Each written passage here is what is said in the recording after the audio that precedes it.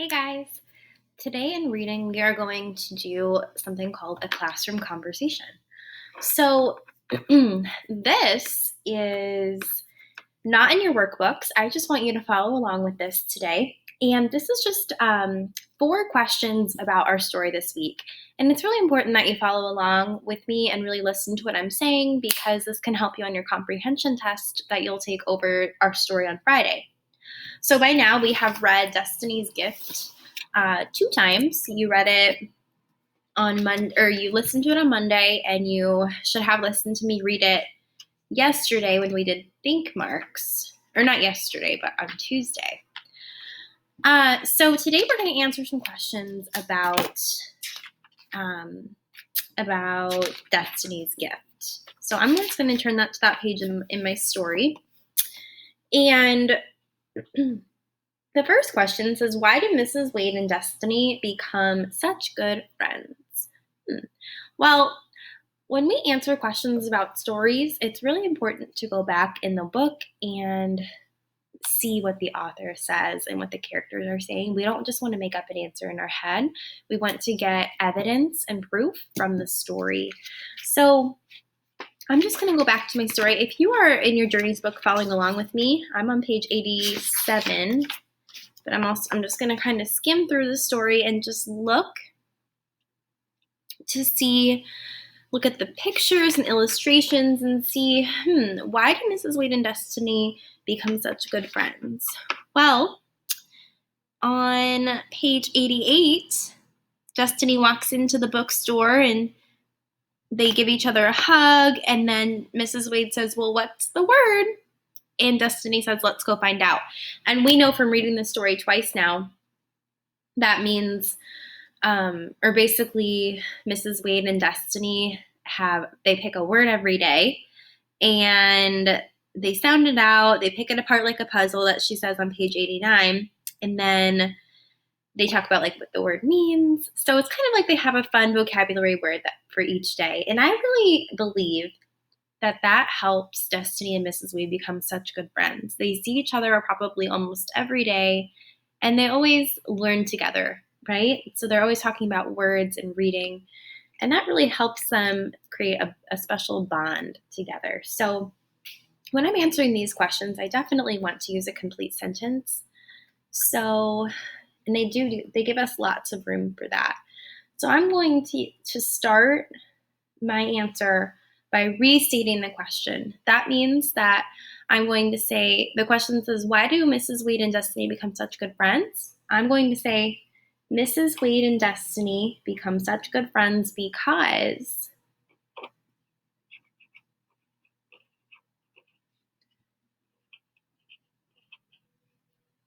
I'm going to just kind of switch this real quick. Here we go.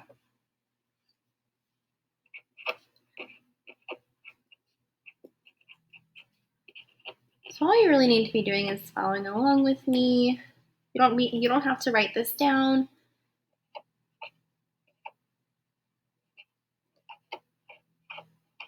So now I have restated the question as I'm writing the answer.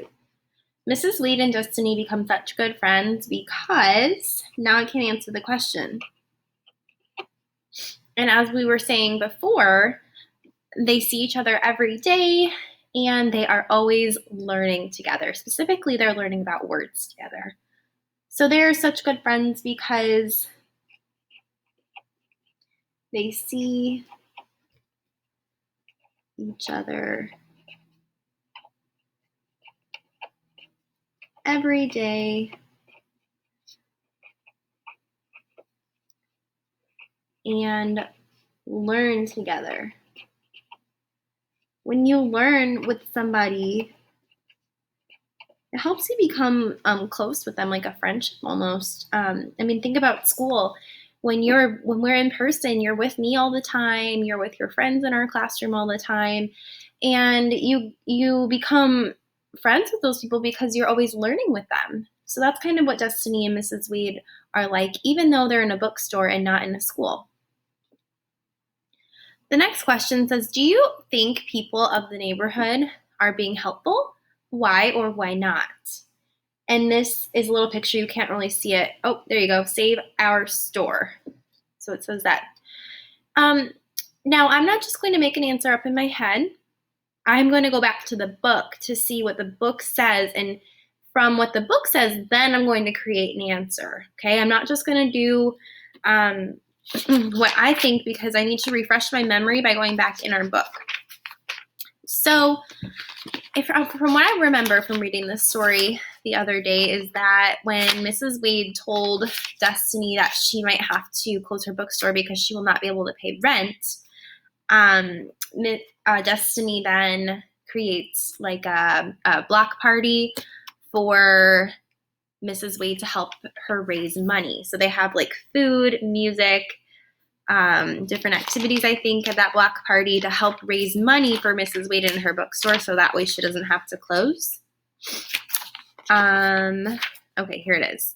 So this starts on page 98 if you're following along with me in your Journeys book. So it says on that page that the following Saturday, all of the kids in the neighborhood passed out flyers to get folks to come to Mrs. Wade's bookstore. The grown-ups contacted the local TV news stations, that means they talked to them, and called Mrs. Wade's landlord to ask him to lower her rent so the store could stay open. On Sunday, we made signs that said, "Save our store," and then marched around the neighborhood. It felt like being in a parade. So from reading that, now I can think of an answer to put on the paper. And honestly, I think that the people in her community, in her neighborhood, are being extremely helpful because they are trying to help her raise money not to have to shut the store down. And they are also marching around with signs that she says kind of feels like being in a parade. It's kind of like they are protesting the landlord almost to have him help her have the store stay open. But also on page 100, they have a block party. It said they're singing and dancing and tables full of good food. And that is also raising money. So I'm going to say yes. The people are being helpful because, notice how I restated the question there. I said the question in my answer. The people are being helpful because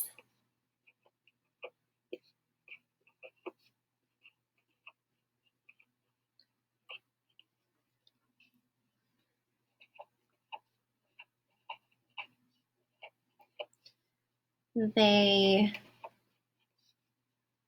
raised money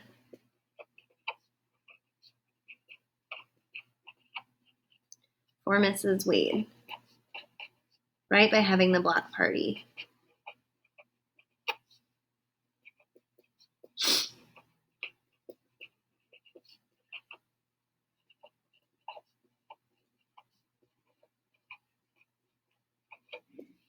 Okay, perfect.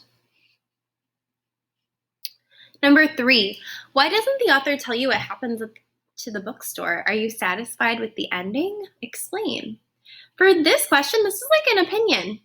There's no right answer to this question because it's kind of just whatever we think, right? And it's asking us, are we satisfied with the ending? That means, are we happy with the way that the book ended? And we've kind of talked about this before when I read it the other day with you. We were talking about how the author purposely does not tell you the ending because the author probably wants you to guess what happens to the bookstore. So that's kind of what I think. You might have a different opinion. So first I'm going to answer the first question, right? There's 2 questions in number 3. Why doesn't the author tell you what happens to the bookstore is the first question. I'm going to say, I don't think the author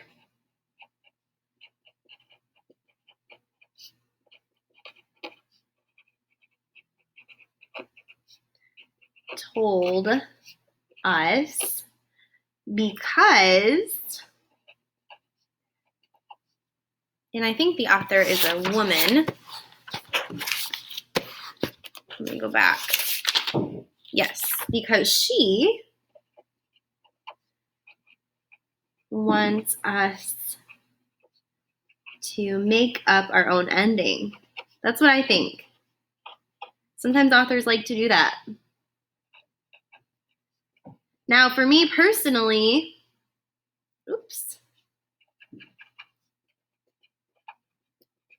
at first I didn't like how the book ended. I was pretty upset because I really wanted to know what happened. But then once I started thinking about it, I kind of thought, well, if the author didn't tell us what happens, that means that we really can make up our own ending. If we want to make up our own ending and have it be that Mrs. Wade ultimately did not have to close her bookstore because she could, because the block party helped her keep it, then that is great. And I'm gonna think that in my mind. So personally, I am satisfied with the ending because it leaves you hopeful, and it lets you make up your own ending. So I'm going to say I am satisfied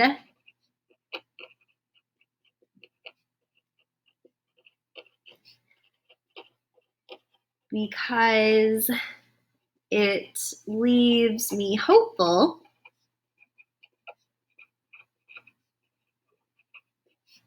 that the bookstore will not have to close.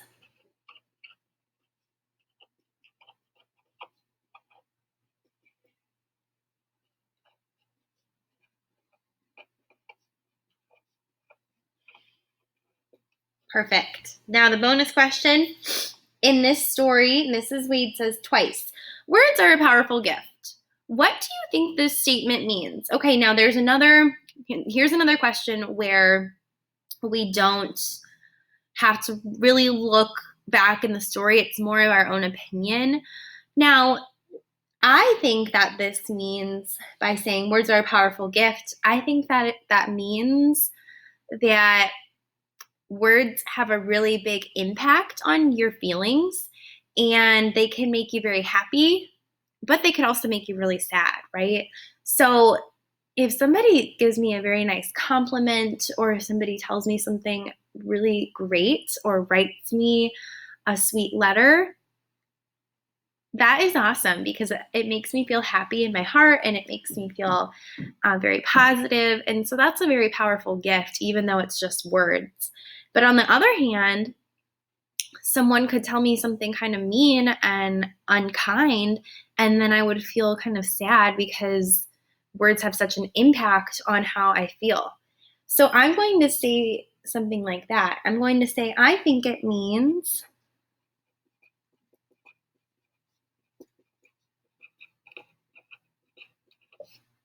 that words can affect the way we feel.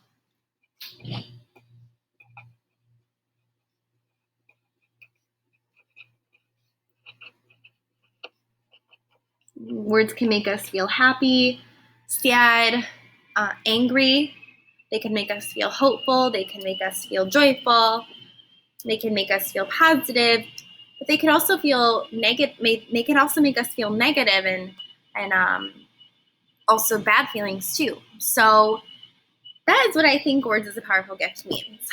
So this was called a classroom conversation. Now I wish we were all here to have a conversation in person, but hopefully you didn't get too bored listening to my video, and I really hope you followed along because this will help you with your comprehension test on Friday. Okay, so I will see you guys next time, and have a great rest of your day.